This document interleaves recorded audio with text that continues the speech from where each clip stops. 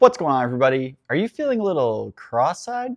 Today, we're going to show you how to adjust the angle of your headlight beam in my 2015 Yamaha FJ09. It's a really simple job, and it'll make you more safe on the road because you'll be able to see the obstacles on the road when you got your headlights on in the dark. So let's jump right into it. The small knob with the thumb wheel on the left and the right of your headlight adjusts the beam's alignment vertically up and down.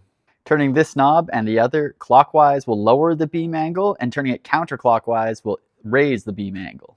This silver adjustment knob here adjusts the beam angle left and right. Spinning the silver adjustment counterclockwise will move the beam to the right and clockwise to the left. Turn the headlight on and mark with tape the vertical and horizontal center. Then back the bike straight away from the wall a few meters and observe where the center of the headlight beam moves. Ideally, the center of the beam is now lower than when the bike was close to the wall. Adjust your beam to your liking and preference and repeat the process for your high beam.